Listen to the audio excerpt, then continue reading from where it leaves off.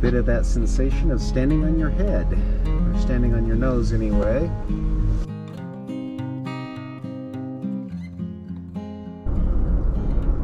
Coming up and into the national park here, we're running Elephant Rock today. Now, this is a trail that's quite a ways out from Moab, both south and then additionally west as we work our way back in here. Should be a fun day. It's a trail that a little bit more restrictive in terms of use and fees because it is inside the national park. No pets allowed. Still should be a good day. Probably a better day than the guy with that Colorado there had. But looking forward to it. And just kind of driving in, enjoying the early morning drive into the park here as we get to start to see some more of the scenery and area here around Moab that doesn't necessarily require a four-wheel drive to get to it. Be plenty of trail time though once we get to the park. We've now entered the national park, coming up on the point where we'll have to pay our entrance fees, and then they stop at the visitor center. Alright, so it's $30, and here's your receipt. Thank you. Thank you. Heading on from the visitor center on up here to the trailhead. Aired down at this point. Just another mile or so on up to the trailhead. Stopping to have a brief conversation with the ranger here. You check in on us, make sure we're doing the things we're supposed to do and not doing things we're not supposed to.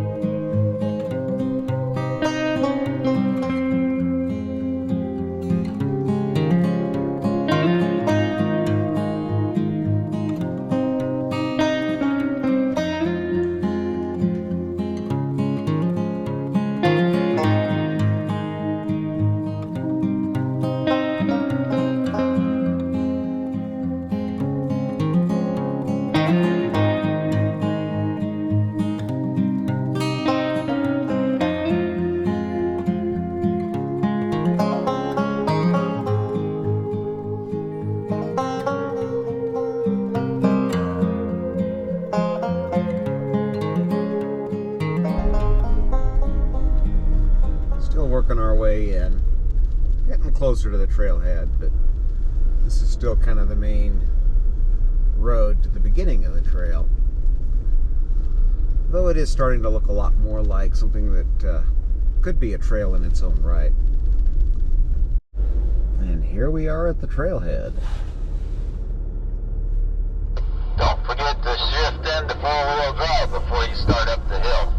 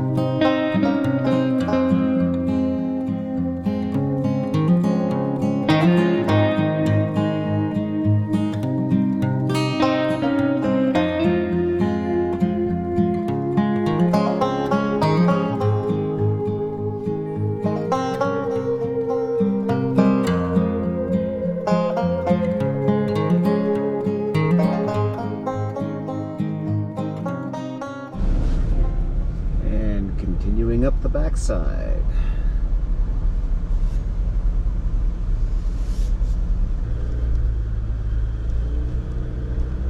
Coming up this at between 1,000 and 1,500 RPM. Just enough to be more than idle, but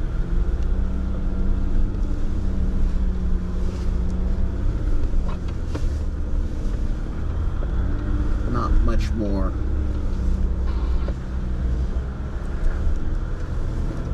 Get a lot of folks that ask, how do I like the Ecodiesel?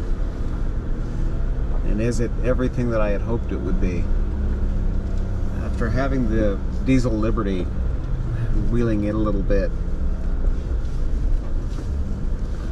to say I've been very happy with how the Ecodiesel performs.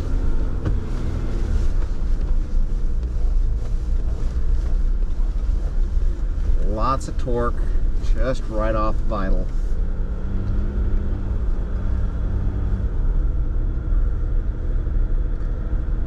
Just a very smooth, controllable.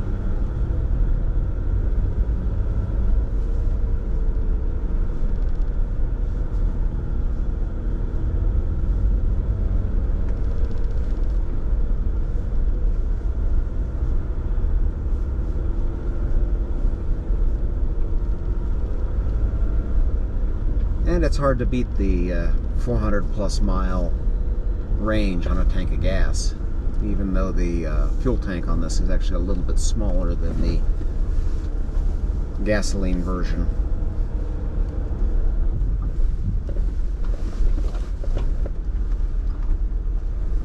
I'm sure with the smoothing in the camera, this all flattens out, doesn't look nearly so big. But you probably have moments of the hood jumping up in and out of the frame.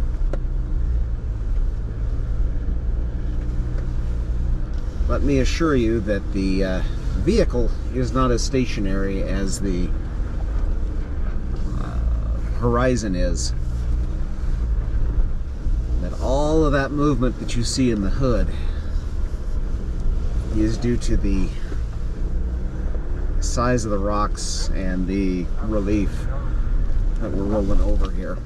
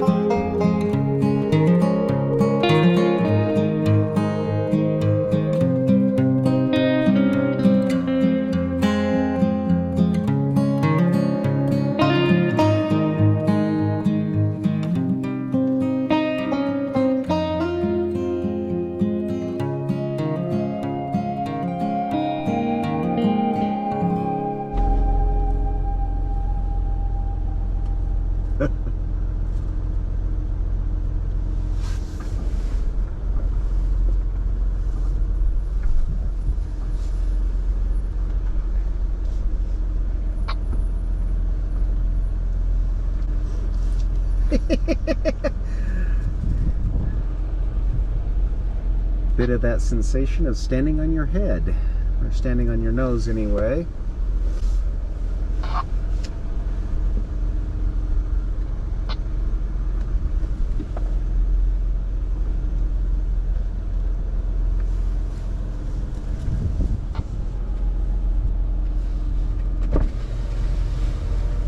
You're gonna that yellow Jeep down. Okay. So where he's at now, this is a pretty easy down and turn around the road. It's pretty easy to follow. The cliffs where those big trees are down there, that's where you pull up in. Rick will be there to guide you down in the backwards area. Right. I won't be there to pull you in, so make sure you pull in and back up.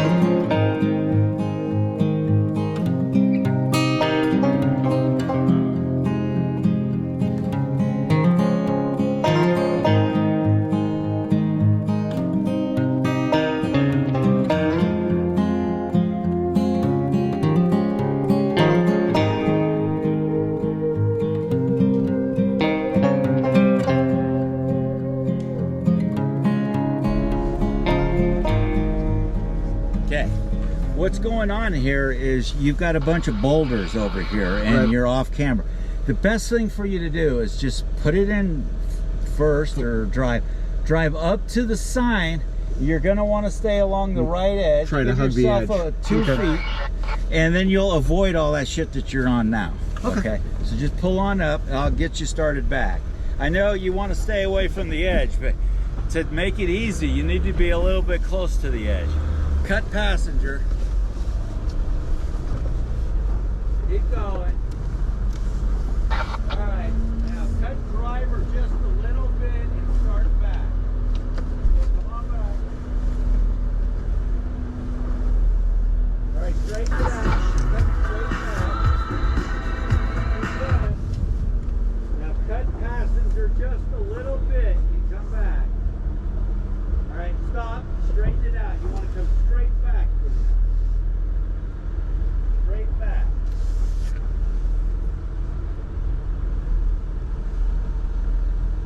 Keep coming. Doing good.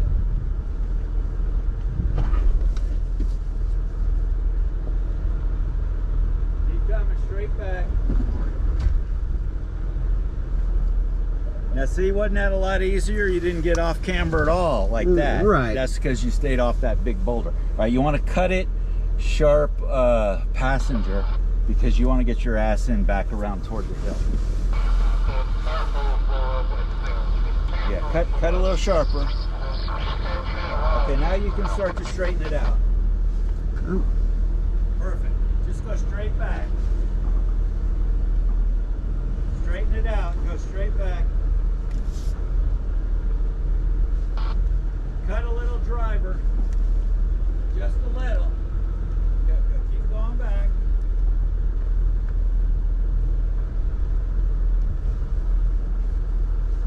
All right, cut passenger sharp. Sharp. Keep going. You're doing fine. Keep it sharp. Keep it sharp. Okay, you can start to straighten it out a little. Keep going back. Keep going back. Keep going back. Keep going back. All right, straighten it out. Straighten it out. Straighten it out. All right, stop. Now this is your path down. There's some big ledges here on the left. I recommend you stay to the right and just go on down and then pass my Jeep on the left and go on down to the bottom of the hill, okay? Good.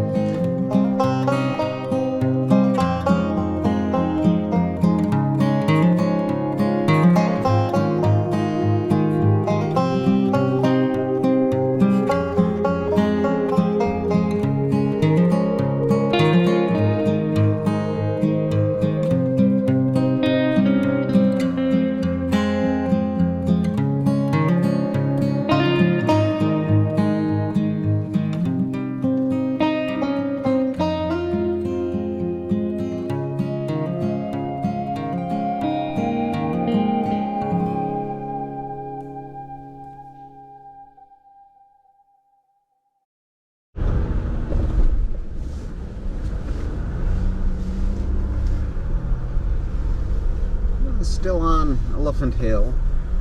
Coming down off the backside of that hill, you drop into this wash. Just driving down the wash, some interesting kind of tight turns here and there. As you pick your way through.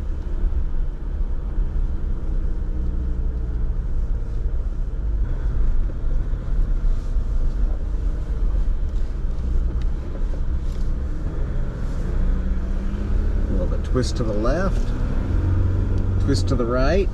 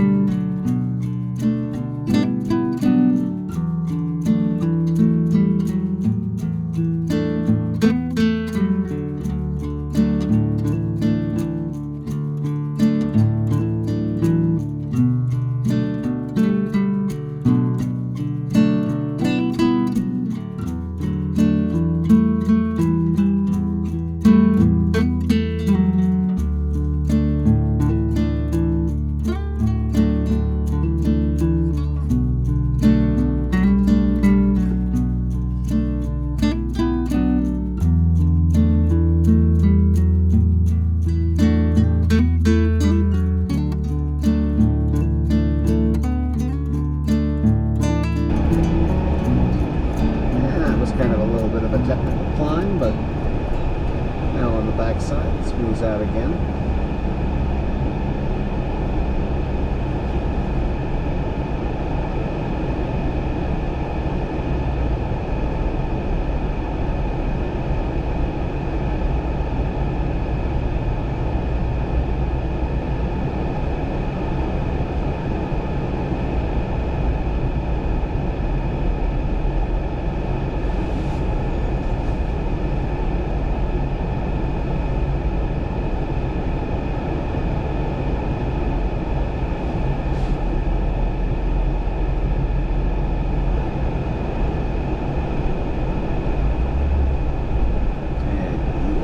Nothing but sky.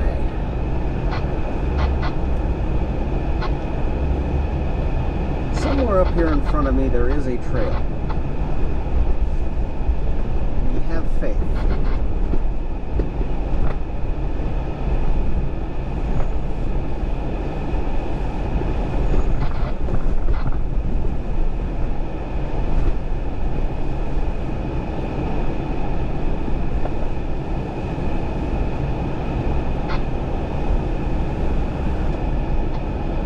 Those of you that can hear me, we're coming up on what's called the squeeze blade. So it's not bad now. It used to be a lot more off-camber. You'll see a lot of scratches on the rocks as we go through here from vehicles that when it was off-camber would scratch their tops on the rocks. Just be aware of your position as you go through and stay in the center and you should be fine. Came through this with the Liberty, thinking how nice it was to have a smaller vehicle.